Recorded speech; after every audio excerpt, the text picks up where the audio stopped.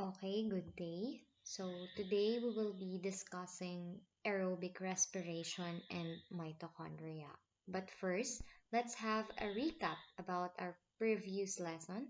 So our previous lesson is all about the structure and function of plasma membrane, which were discussed by Miss Sheena Gonzalez. So a plasma membrane or the cell membrane, also known as cell membrane, provides protection for a cell.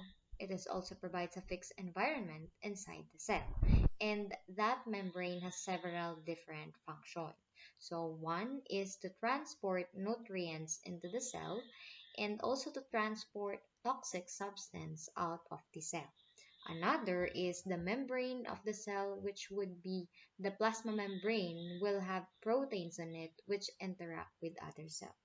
So there are a lot of um, function and structure of plasma membrane, but now we will be discussing our uh, our topic, the respiration or aerobic respiration and mitochondria. Okay.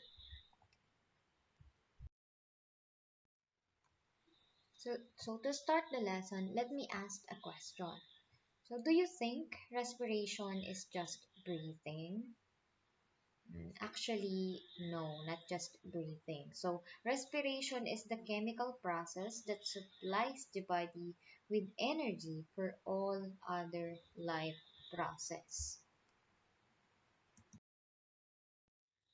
And that includes the growth and repair of the cells, the muscles contraction, the protein synthesis, sending nerve impulses, absorbing molecules, and active transport. So, to name just a few.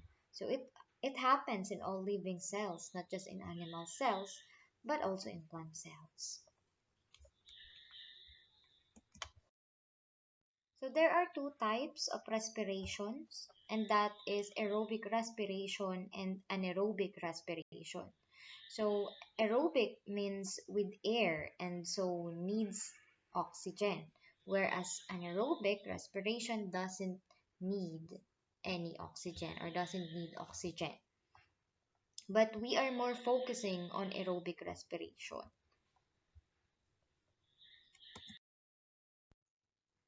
So, aerobic respiration releases energy in cells by breaking down food substances in the presence of oxygen. So, it is presented by this simplified equation,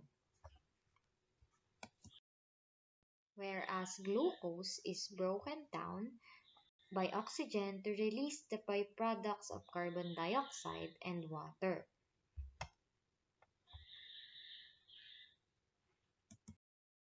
So energy is released, which is then used to make a special energy molecule called ATP, or also known as adenosine triphosphate.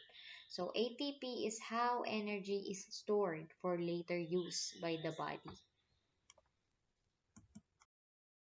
So aerobic respiration happens all the time in all cells, usually in the mitochondria. So animals get the oxygen needed from the air through their ventilation system, while plants get their oxygen from the air through the stomata. So do you even remember how photosynthesis works?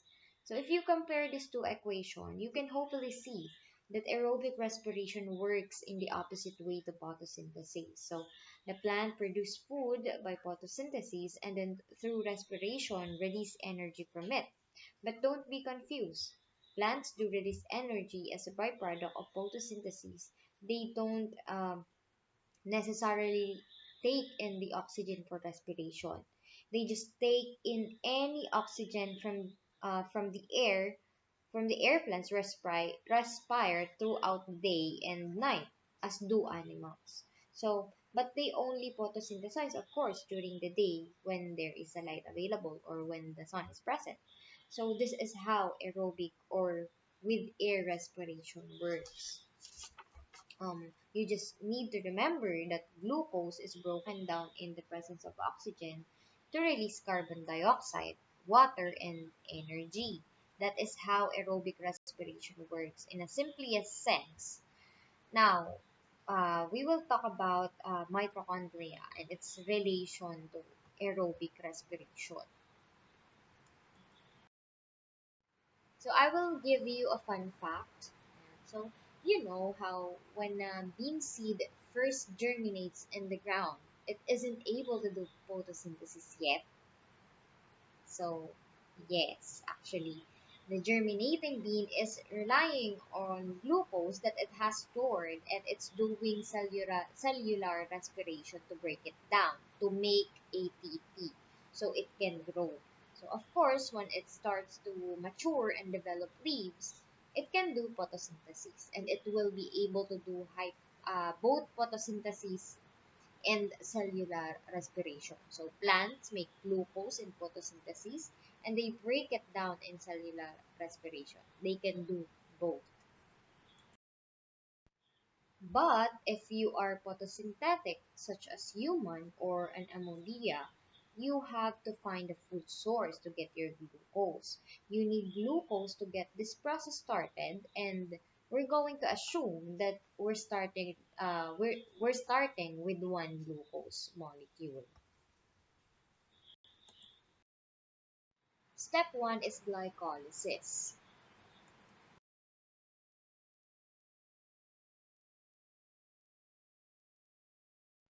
In glycolysis, glucose, the sugar from the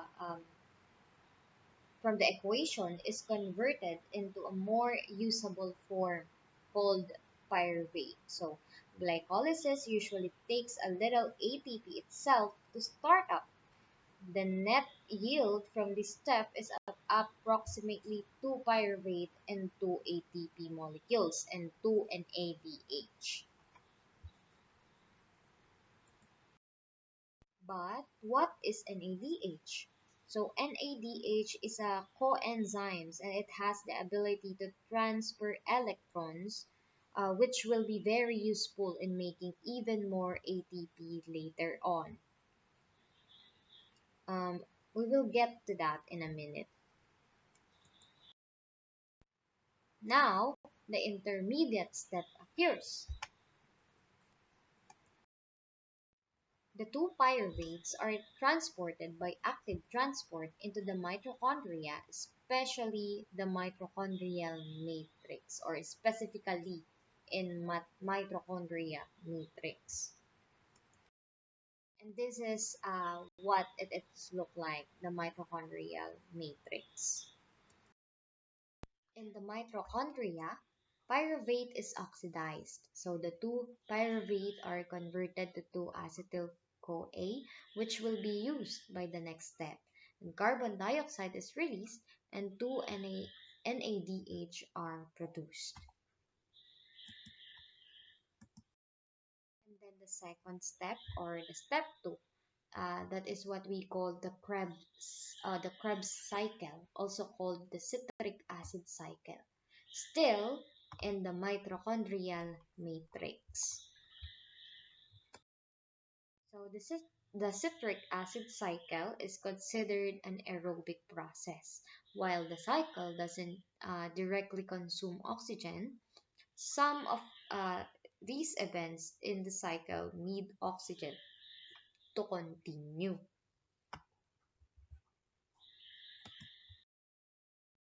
Carbon dioxide is released. We also produce 2 ATP, 6 NADH, and 2 FADH2. FADH2 is also a coenzymes like NADH, and it will also assist in transferring electrons to make even more ATP. Now in the third step, or the step 3, or also known the electron transport chain and chemiosmosis. So in eukaryotic cells, this is still in the mitochondria, and to be more specific, it is involving the inner mitochondrial membrane. So we do require oxygen for these aerobic steps.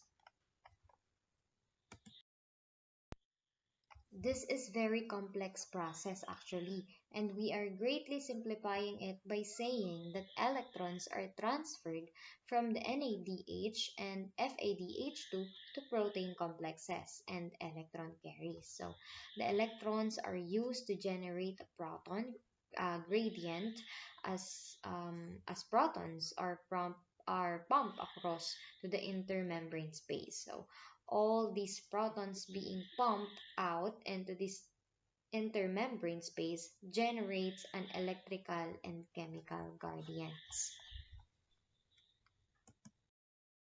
The thing is, if you remember from your cell transport lesson, ions like the H plus doesn't easily travel across membranes directly without something to travel through.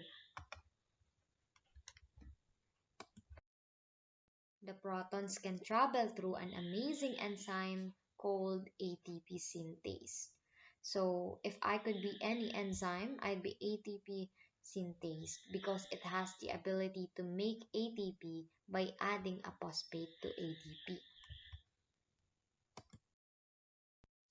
ADP is a precursor to ATP. When we say precursor, precursor is something that happened or existed before another thing, especially it either developed into or had an influence into it. So ATP has two phosphates, but if it obtains a third phosphate, it became ATP. So in chemiosmosis, the protons travel down their electrochemical gradient through a portion of the ATP synthase, powering it to make ATP. So the ultimate goal is oxygen is the final acceptor of the electrons when oxygen combines with two hydrogen. So you get H2O or water. If you remember from equation, water is listed product.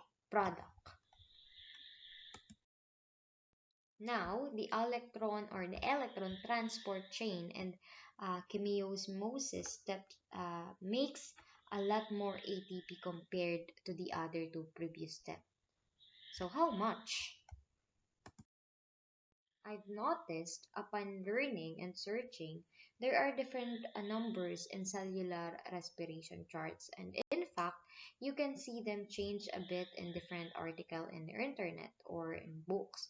And it made me want to emphasize that it's important to not just memorize a number because it really is more of a range. Uh, and I want to focus less on the number of ATP made per glucose, so molecules, because it depends on a lot of variables. So one variable is the gradient we were talking about. So how many protons were pumped across the mitochondrial membrane?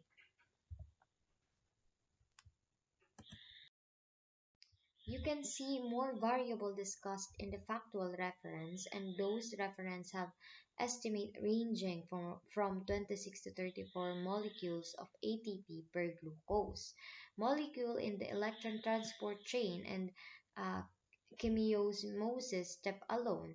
Then if you add the other two steps, Krebs, otherwise known as the pectic acid cycle, and glycolysis, you you could estimate a range of anywhere between 30 to 38 net ATP molecule total for molecule glucose.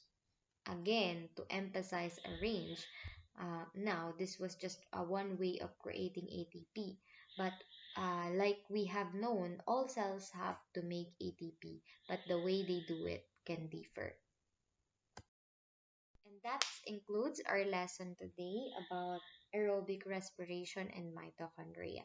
So for students' activity, we have the student should draw the structure of mitochondria and explain its relationship to aerobic respiration. Thank you for listening. And of course, this is my references.